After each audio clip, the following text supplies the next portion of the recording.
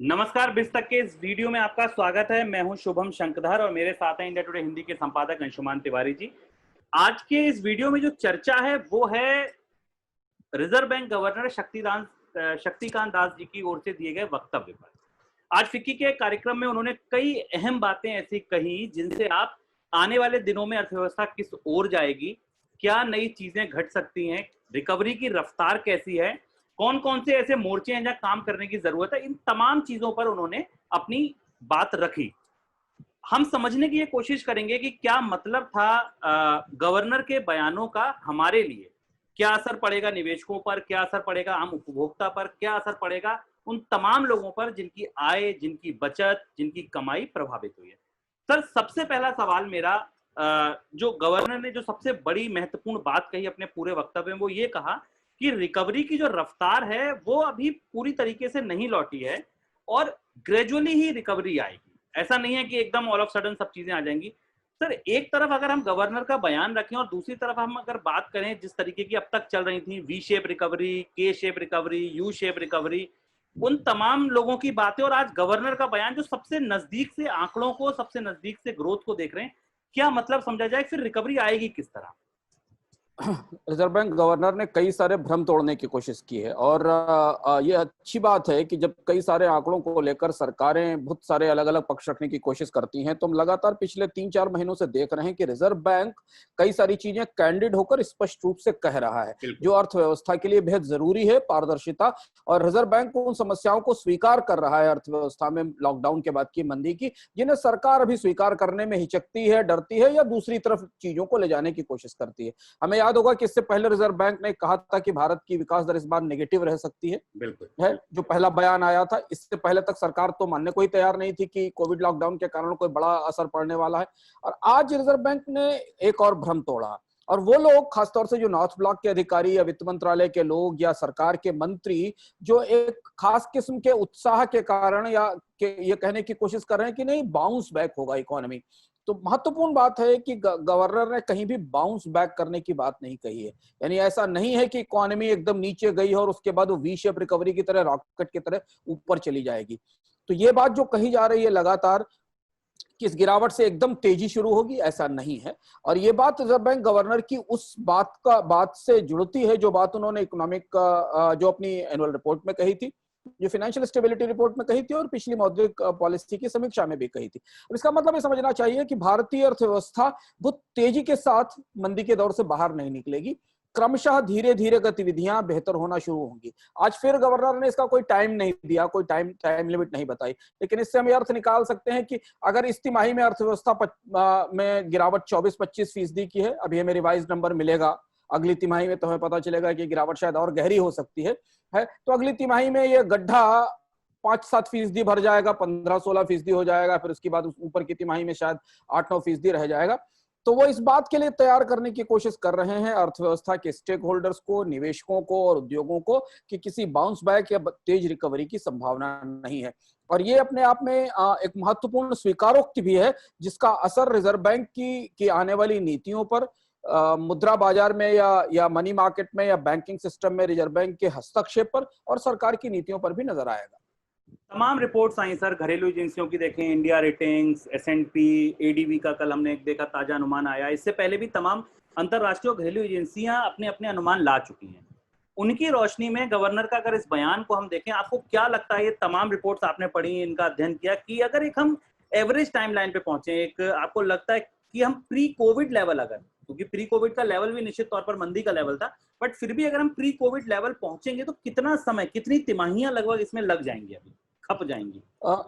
एक चीज हमें अभी इस आंकड़े पर पहुंचने से पहले हमें पहली तिमाही के संशोधित आंकड़े का इंतजार करना पड़ेगा, क्योंकि पहली तिमाही के आंकड़े के बारे में सरकार ने भी ये माना है, रिजर्व बैंक ने भी माना है, जो अर्थव्यवस्था को करीब से देख रहे हैं हमारे आपके जैसे लोग, जो हाई फ्रिक्वेंसी डेटा की भी एनालिसिस करते हैं, जो मैक्रो इकोनॉमिक डेटा को भी करीब से देखते हैं, वो सब ये मान रहे हैं कि जो लॉकडाउन की मंदी है उसकी जो गहराई है उसे पहली तिमाही के आंकड़ों में पूरी तरह पकड़ा नहीं जा सका है। वजह लॉजिस्टिक्स की रही थी, आंकड़ों का कलेक्शन नहीं हो पाया था, अभी केवल कारपोरेट नतीजों के तौर पर है। एग्रीकल्चर में जितनी ग्रोथ बताई जा रही है शायद उतनी नहीं है, क्योंकि जैसे एग्रीकल्चर के आंकड़े कोई करीब से आप देखो तो आपको दिखाई पड़ेगा कि एग्रीकल्चर की ग्रोथ तो 3% से ऊपर है, पर एग्रीकल्चर का जो जीवीए है, वो पिछले साल से कम है। यानी कि एग्रीकल्चर में लोग में उत्पादन तो बढ़ा, पर उस हिसाब से लोगों की कमाई, आय या कीमतें कीमतें नहीं बढ़ी। बढ़ी, तो बिल्कुल हमें पहली तिमाही का हमें पहली तिमाही का आंकड़ा आने के बाद ये समझ में आएगा, रिवाइज्ड आंकड़े के बाद ये समझ में आएगा कि पहली तिमाही में गड्ढा कितना था और गड्ढे की गहराई अधिकतम कितनी है, क्योंकि वहां से ही हिसाब शुरू होगा ऊपर उठने का। तो ये माना जा रहा है कि अगर संशोधित आंकड़ा आता और उस आंकड़े में भारतीय अर्थव्यवस्था पहली तिमाही में 0 से 25-26% नीचे तक की गिरावट दर्ज करती है, तो हमारी गिनती उस 25 फीट, 25 मील, 25 किलोमीटर, 25% जो भी कहें, उस गड्ढे से शुरू होगी जिस गड्ढे में अर्थव्यवस्था खड़ी हुई है वहां से। और उसके बाद फिर क्रमशः धीमे धीमे आगे आने की संभावनाएं दिखाई देंगी। अब आप दूसरी तिमाही के हाई फ्रीक्वेंसी डेटा देखिए, जुलाई के आंकड़े बहुत उत्साहित नहीं करते। कोर सेक्टर का या इंडस्ट्रियल प्रोडक्शन का, फैक्ट्री आउटपुट का डेटा उत्साहित नहीं करता। पीएमआई में देखिए तो सर्विसेज अभी भी निगेटिव जोन में है, डिफ्लेशनरी जोन में है। मैन्युफैक्चरिंग इंडेक्स थोड़ा सा बेहतर हुआ है, ऊपर हुआ है, लेकिन अभी उसको सस्टेन करते हुए जब तक हम 3-4 महीने तक लगातार उसमें उत्तरोत्तर वृद्धि ना देख लें, तब तक ये समझ में नहीं आएगा कि क्या इंडस्ट्रियल प्रोडक्शन में बढ़ोतरी हो रही है। तो पहला लक्ष्य तो शुभम, प्री कोविड तो छोड़ दीजिए, प्री कोविड तो की तो स्थिति दूसरी। पहला तो लक्ष्य ये है कि हम पहले सतह पर आ जाएं, शून्य पर आ जाएं। अभी तो हम गड्ढे में खड़े हुए हैं, अभी तो हम 25 फीट 24 फीट के नीचे गड्ढे में, यहाँ से ऊपर उठे धीमे धीमे और शून्य पर आ जाएं, जहां से फिर ग्रोथ की गिनती शुरू होती है, जमीन के बराबर आ जाएं। तो ये गड्ढा भरने में कितना समय लगेगा। और यहाँ एक चीज और ध्यान रखना जरूरी है कि जो बात रिजर्व बैंक गवर्नर ने नहीं कही, पर बहुत सारी एजेंसियां कह रही हैं और शायद आने वाले समय में रिजर्व बैंक गवर्नर ये बात कहेंगे कि जब किसी भी अर्थव्यवस्था में कॉन्ट्रैक्शन आता है, अर्थव्यवस्था सिकुड़ती है या उसमें नकारात्मक ग्रोथ आती है, तो बहुत सारी औद्योगिक गतिविधियां हमेशा के लिए खत्म हो जाती हैं, बहुत सारी औद्योगिक गतिविधियां। तो अभी हमें मान रहे हैं कि अगर 30 लाख करोड़ का जीडीपी इस साल जाएगा, जिसमें से 15 से 16 लाख करोड़ रुपए की गतिविधियां हमेशा के लिए खत्म हो जाएंगी, तो वो जो लॉस है उसे रिकवर करने के बाद पहला लक्ष्य होना चाहिए कि भारत कब शून्य की विकास दर पर आएगा। बिल्कुल। अब शून्य की विकास दर आने में जो अभी स्थिति है, अभी एक तिमाही का इंतजार करने के बाद हम ये आकलन बेहतर ढंग से कर पाएंगे, लेकिन अभी जो स्थिति है उस हिसाब से भारत को कम से कम यहां से 4 से 5 तिमाहियां लगेंगी, तब हम शून्य के स्तर के आसपास या 0.1 के आसपास आ पाएंगे, क्योंकि रिकवरी काफी गहरी है। मतलब अगर आपको शून्य पर भी पहुंचना है तो आपको कम से कम भारतीय अर्थव्यवस्था इस साल के अंत में -10%, -9% के आसपास खड़ी होगी। पूरे साल का अगर औसत हम निकालेंगे, जो आंकड़े हमारे पास तमाम एजेंसियों से आ रहे हैं, तो -9% जब हम यहाँ पर खड़े होंगे तो अगली 3 तिमाही में, 2 तिमाही में उस -9% को भरने की प्रक्रिया शुरू होगी। तो इसलिए 5 तिमाहियों में हम शून्य के स्तर पर आ पाएंगे, फिर वहां से ये गति शुरू होगी कि हम प्री कोविड लेवल पर कब जाते हैं, जो कि 4%, 4.5-5% था, जो बहुत अच्छा लेवल नहीं था। पर अगर आप ये माने शुभम की पहला यह साल, तो 2020-21 का जो वित्त वर्ष है, अगर मार्च में -9% की विकास दर के साथ खत्म होता है, और अगर आपको कोविड की विकास दर हासिल करनी है, तो अगले पूरे साल में 14% की ग्रोथ रेट चाहिए होगी। बिल्कुल 9% का यह घाटा और 5% की वो दर। और बिल्कुल सही बात है। तो ये अभी लंबा समय है, कम से कम 4-5 तिमाहियां लग सकती हैं, और इस पर ज्यादा तस्वीर साफ तब होगी जब आपके पास पहली तिमाही के संशोधित आंकड़े आ जाएंगे और दूसरी तिमाही की रिकवरी के आंकड़े आ जाएंगे, और दूसरी तिमाही की रिकवरी के। एक सर बड़ी इंपॉर्टेंट चीज जो बाजार में उत्साह भरने का, जिसने आज शायद काम किया, जिसके बाद हमने शेयर बाजार में भी रिकवरी देखी, गवर्नर ने यह भी कहा कि सरकार की अभी जो लागत है कर्ज लेने की, वो बहुत निचले स्तर पर बनी हुई है, और जो आप बॉन्ड रेट में देख भी सकते हैं, बॉन्ड की यील्ड नो डाउट भारत में काफी निचले स्तर पर है अपने, और यही वो दर होती है जिस पर सबसे सस्ता कर्ज हम अर्थव्यवस्था को मान सकते हैं। 6% से नीचे का कर्ज अभी सरकार को मिल रहा है, और उन्होंने कहा कि हम हर तरीके के प्रयासों के साथ तैयार हैं, किसी भी लेवल पर अगर लिक्विडिटी की जरूरत पड़ती है तो वो हम सरकार को देंगे। कितना महत्वपूर्ण है सर सस्ती लिक्विडिटी इस समय सरकारों के लिए उपलब्ध होना, एक सवाल। और दूसरी जो चीज मैं नहीं समझ पा रहा हूं वो ये कि क्यों अगर इतनी सस्ती लिक्विडिटी अवेलेबल है, उसके बाद भी कुछ राज्य सरकारें 7% और 8% पर कर्ज लेने को मजबूर। शुभम, पहली चीज तो ये कि रिजर्व बैंक के लिए किसी ने ताली नहीं बजाई, रिजर्व बैंक को किसी ने बधाई और धन्यवाद नहीं दिया। इस बेहद खराब परिस्थिति में रिजर्व बैंक ने बहुत बहादुरी के साथ पहली छमाही मैनेज की है। एक ऐसी छमाही जिसमें 5 महीने मान लीजिए आप फर्स्ट हाफ के, जिसमें सरकारों के पास बिल्कुल रेवेन्यू नहीं था, बाजार बुरी तरह टूटे हुए थे, लॉकडाउन था।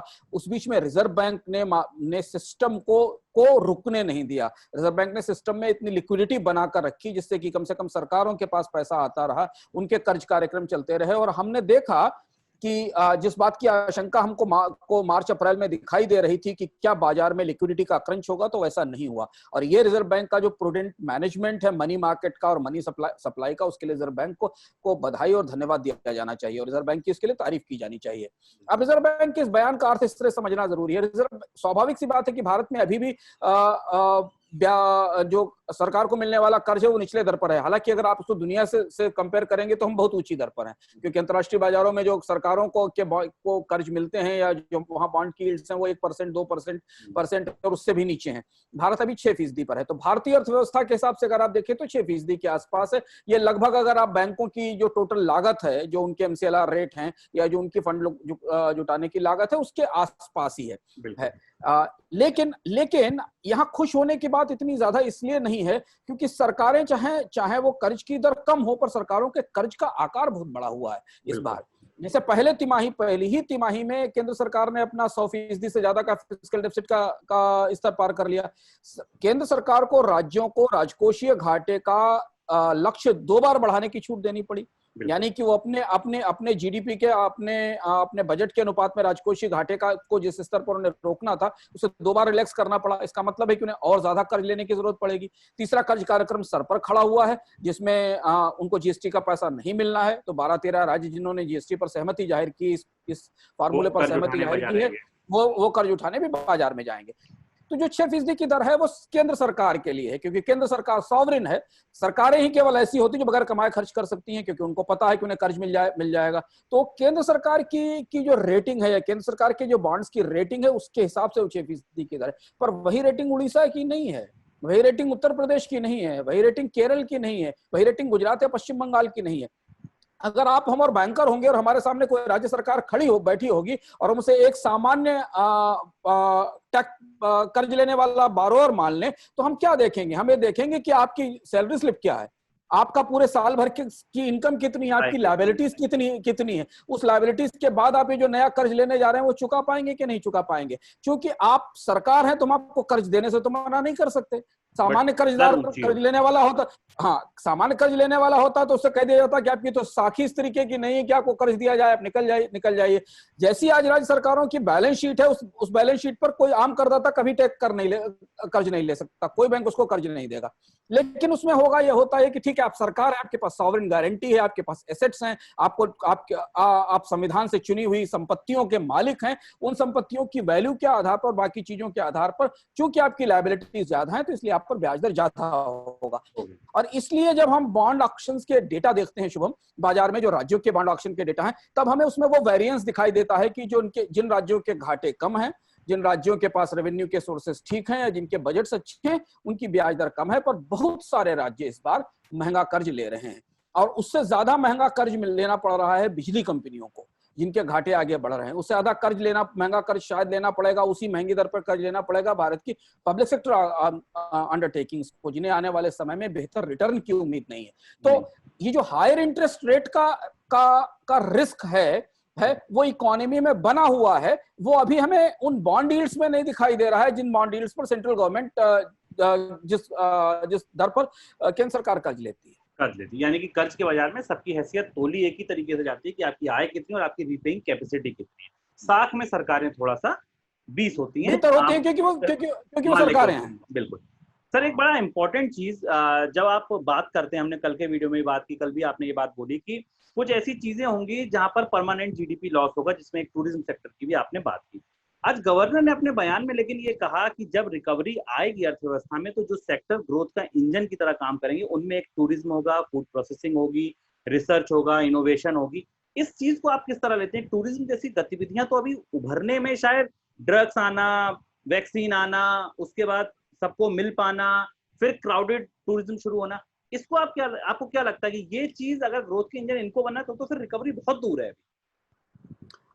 रिजर्व बैंक गवर्नर को थोड़ा उत्साह बढ़ाने की बातें भी करनी चाहिए। उनके लिए जरूरी होता है कि वो ये कहें कि ग्रोथ आएगी। इससे पिछली बार उन्होंने कहा था कि डेटा और इनोवेशन के सेक्टर्स में ग्रोथ आएगी, इस बार उन्होंने कहा कि कुछ और सेक्टर्स में ग्रोथ आएगी। पर हम सब ये सारे लोग समझ रहे हैं कि जो कॉन्टेक्ट बेस्ड बिजनेसेस हैं, जहां पर आप व्यक्ति से व्यक्ति संपर्क करता है, चाहे वो टूरिज्म हो, चाहे वो होटल हो, चाहे वो ट्रैवल हो, चाहे वो ट्रैवल हो, ये सारे बिजनेसेस परमानेंट लॉस वाली कैटेगरी में है, जिनके सारे कारोबार बंद हो गए हैं। अभी सरकार ने उनका अध्ययन नहीं किया, पर जो प्रत्यक्ष रूप से जो बाकी एजेंसियां या बाकी लोग जो असेस कर रहे हैं वो मान रहे हैं कि बहुत सारी कॉन्टेस्ट बेस्ड एक्टिविटीज खत्म हो जाएंगी। अभी हमारे लिए कहना मुश्किल है और रिजर्व बैंक की दुविधा समझना जरूरी है। रिजर्व बैंक ने पिछली अपनी समीक्षा के दौरान ये बात कही थी कि जब तक हम लॉकडाउन को लेकर स्थिति स्पष्ट नहीं कर देते तब तक ये कहना मुश्किल है कि रिकवरी की प्रोसेस कैसी होगी और कौन रिकवर करेगा। तो अभी तो ये पता ही नहीं है कि किस उद्योग में रिकवरी आएगी, कौन इस रिकवरी को लीड करेगा। अभी तक हम सोच रहे थे कि एग्रीकल्चर इस रिकवरी को लीड करेगा, लेकिन अब एग्रीकल्चर पीछे चला गया क्योंकि अगली तिमाही में एग्रीकल्चर को लेकर चुनौती आ रही है। तो अभी तो हमें ढूंढना पड़ेगा कि ये रिकवरी का लीडर कौन होगा। लेकिन एक चीज ध्यान रखने की जरूरत है कि रिकवरी कहीं से भी आए, रिकवरी कंजम्पशन से ही आएगी, खपत से ही आएगी, लोगों की डिमांड से ही आएगी। रिजर्व बैंक को ये बात अच्छी तरह से मालूम है, इसलिए अपनी पिछली पॉलिसी अनाउंसमेंट में और पिछली प्रेस कॉन्फ्रेंस में शक्तिकांत दास ने स्पष्ट रूप से बात कही थी कि भारत में खपत बढ़ाए बिना ये चीजें नहीं आएंगी। अगर टूरिज्म को ग्रो करना है तो टूरिज्म तो सरप्लस एंटरटेनमेंट एक्टिविटी है, लग्जरी एक्सपेंडिचर है। इस समय जब लोगों के जेब में पैसा नहीं है, उनकी तनख्वाहें कटी हुई हैं, उनके पास नौकरियां नहीं है, तो टूरिज्म पर कैसे स्पेंड करेंगे? बिल्कुल ये समझना जरूरी होगा। तो अगर अभी हमें देखना थोड़ी जल्दबाजी होगी कि हम ये देखें कि कोई 1, 2, 3, 4 सेक्टर ऐसे हैं जिनमें कोई एक स्थायी ट्रेंड बनता दिखाई दे रहा है कि वो इस ग्रोथ रिकवरी को लीड करेंगे। अगर आप आईआईपी के डेटा को करीब से देखें, मतलब फैक्ट्री आउटपुट के डेटा को करीब से देखें, औद्योगिक उत्पादन के, तो आपको दिखाई देगा कि सब में थोड़ी थोड़ी बढ़ोतरी है, कुछ थोड़ा ऊपर है, कोई थोड़ा नीचे। माइनिंग डाउन है, कैपिटल गुड्स अभी भी डाउन है, इलेक्ट्रिसिटी थोड़ी सी बढ़ी है क्योंकि गतिविधियां शुरू हुई हैं। लेकिन अभी हमें कोई सेक्युलर ग्रोथ का ट्रेंड नहीं दिख रहा है 2, 4, 5 बड़े सेक्टर्स में जहां आपको लगे कि एकदम रिकवरी तेजी से शुरू हुई है। एक आखिरी सवाल सर, कि कल हमने महंगाई की चर्चा की थी, महंगाई का ऊपरी स्तर पर है ना, आज गवर्नर ने खुद माना कि रिकवरी ग्रेजुअली आएगी। क्या लगता है आपको फिर इंटरेस्ट रेट पर क्या इंस्टांस हो सकता है, क्योंकि अभी भी ऐसा माना जा रहा है कि 1-2 कट और मिल सकते हैं। आपको क्या लगता है आने वाली रिकवरी में फिर अगर ग्रोथ को सपोर्ट करना है तो महंगाई की चिंता छोड़कर रेट कट दिए जाएंगे? शुभम, रिजर्व बैंक इस समय गहरी दुविधा में है। मुझे लगता है कि जो चीज लोग दूर से नहीं समझ पा रहे हैं, उन्हें करीब से रिजर्व बैंक के पूरे आंकड़े और पूरी तैयारी को देखें तो रिजर्व बैंक को दुविधा में ना कहें बल्कि आप इसे त्रिविधा में कहें, 3 तरीके की उलझनों के बीच में है। पिछला लॉकडाउन के बाद से, मतलब मार्च से लेकर और सितंबर तक के दौरान रिजर्व बैंक ने क्या किया बाजार में? ये 2 काम किए रिजर्व बैंक ने। एक काम ये किया कि रिजर्व बैंक ने बाजार से डॉलर खरीदे और रुपए को एक निर्धारित सीमा से ज्यादा मजबूत होने से रोका, जिससे कि जो भी थोड़ा बहुत एक्सपोर्टर्स को या बाकी लोगों को फायदा मिल सकता हो और बाजार में स्टेबिलिटी बनी रहे। और उस खिड़की का इस्तेमाल करके रिजर्व बैंक ने बाजार में लिक्विडिटी बढ़ाने की कोशिश की। तो जितना डॉलर बाजार में आ रहा था, चाहे वो रिलायंस जियो के इन्वेस्टमेंट के जरिए आ रहा हो या भारतीय शेयर बाजारों में निवेश के जरिए आ रहा हो, क्योंकि कोई मांग तो थी नहीं थी डॉलर की, कोई इंपोर्ट तो हो नहीं रहा था भारत में, तो उस डॉलर को खरीदकर रिजर्व बैंक ने रखना शुरू किया और अपना विदेशी मुद्रा भंडार बेहतर किया और वो उस पैसा बाजार में छोड़ा। दूसरी चीज है कि रिजर्व बैंक ने जो लिक्विडिटी बाजार में छोड़ी, वो लिक्विडिटी इंडस्ट्री के पास तक तो नहीं गई थोड़े समय तक, क्योंकि इंडस्ट्री में कोई डिमांड नहीं थी, किसी ने कर्ज नहीं लिया, बैंकों ने उसको नहीं बांटा। तो वो लिक्विडिटी धीमे धीमे एक तरफ एसेट्स में चली गई, शेयर बाजारों में या बाकी जगह, और दूसरी तरफ अब उसने महंगाई को धीमे धीमे पुश करना शुरू कर दिया। तो आज रिजर्व बैंक के पास 3 लक्ष्य हैं। पहला लक्ष्य है कि उसको जब महंगाई बढ़ती है तो बाजार में ब्याज दरें बढ़ने का रिस्क बढ़ता है, क्योंकि बॉन्ड्स महंगे होते हैं, जो हमें दिख रहा है। अब रिजर्व बैंक की दुविधा यह है कि अगर उसको सरकार के लिए कर्ज सस्ता रखना है, जैसा कि अभी आपने सवाल में हमने डिस्कस किया, तो उसे यह ध्यान रखना पड़ेगा कि बाजार में पर्याप्त तरलता बनी रहे, बाजार में इतना पैसा रहे कि सरकारों के जो कर्ज कार्यक्रम आ रहे हैं उन्हें महंगे दर पर कर्ज ना मिले। बाजार में पूंजी होगी तो कर्ज सस्ता मिलेगा, लेकिन वो जितनी मनी सप्लाई बाजार में आएगी वो कहीं ना कहीं या तो शेयर बाजार में समस्या पैदा करेगी या फिर महंगाई को बढ़ाएगी, और महंगाई बढ़ाएगी तो वो एक विशेष साइकिल फिर शुरू होगा कि ब्याज दरें बढ़ना शुरू होंगी। तो ये जो दुविधा रिजर्व बैंक की है। और तीसरी तरफ रुपया है। अभी तक रिजर्व बैंक बाजार में पैसा छोड़कर डॉलर खरीद रहा था, लेकिन अब अगर रिजर्व बैंक बाजार में पैसा छोड़कर डॉलर खरीदना शुरू करेगा तो फिर वही बाजार में लिक्विडिटी की समस्या होगी। तो अब रिजर्व बैंक का सबसे मुश्किल फेज शुरू हो रहा है। और इसलिए आज अगर आप ध्यान से पूरे भाषण को, शक्तिकांत दास के भाषण को ध्यान से सुने और उसके बिटवीन द लाइन समझने की कोशिश करें, उनके चेहरे, उनके बॉडी लैंग्वेज को समझने की कोशिश करें, तो उनकी इस पूरी बातचीत में वो दुविधा बार बार झलकती है कि अभी तक तो हम निकाल लाए, पर आगे क्या? क्योंकि महंगाई बढ़ना किसी भी बैंकर के लिए सबसे बड़ी चुनौती होती है। जैसे महंगाई 6% से ऊपर निकलती है, वैसे बहुत सारी चीजें एक साथ बिगड़ जाती है। तो क्या रिजर्व बैंक रुपए को मजबूत होने देगा? अगर रुपए को मजबूत होने देगा तो उसका असर भारत में की रिवाइवल पर पड़ेगा, रिकवरी पर पड़ेगा। जो भी एक्सपोर्ट या निर्यात बढ़ाने की संभावनाएं वो कमजोर होती चली जाएंगी। क्या रिजर्व बैंक महंगाई को रोकने की कोशिश करेगा? अगर महंगाई को रोकने की कोशिश करेगा और बाजार में लिक्विडिटी सक करेगा या लिक्विडिटी नहीं बढ़ाएगा, जिसकी बात आप कर रहे हैं कि रेट कट नहीं करेगा, तो बॉन्ड मार्केट में क्या होगा? सरकार के लिए कर्ज महंगा होता चला जाएगा। अब यही दिलचस्प दुविधा है जहां पर इस समय शक्तिकांत दास बैठे हुए हैं। इसलिए हमारी सबकी निगाह इस बात पर होगी कि जो अगली मॉनेटरी पॉलिसी आती है, वहां अब उसमें इसका कोई फर्क नहीं पड़ता कि वो 25 बेसिस पॉइंट की कटौती करें या ना करें। उस कटौती से हमारे आपके कर्ज पर कोई फर्क नहीं पड़ने वाला, क्योंकि उद्योगों में कर्ज की मांग नहीं, उपभोक्ताओं में कर्ज की मांग नहीं, रिकवरी आनी नहीं है इतनी जल्दी, मंदी लंबे समय तक रहने वाली। अब वो जो करेंगे वो सिर्फ दो चीजों को देखकर करेंगे, एक विदेशी मुद्रा भंडार और एक सरकारों का कर्ज। उनका फैसला अब इस पर निर्धारित होगा कि बाजार में ब्याज की दरें सरकार को कैसे प्रभावित करती हैं और रुपए की कीमत को कैसे प्रभावित करती हैं। इस पे हमें करीब से नजर रखनी होगी उनके फैसले पर, जो आने वाली मौद्रिक पॉलिसी में या मौद्रिक नीति की समीक्षा में हमारे सामने आएगा। बिल्कुल, यानी कि अभी डगर बहुत कठिन है। इस वीडियो में फिलहाल इतना ही। कल फिर जुड़ेंगे आपके साथ बिस्तक के इस मंच पर और किसी नए टॉपिक पर विस्तार से बात करेंगे अंशुमान सर के साथ। तब तक के लिए शुक्रिया। Thank you.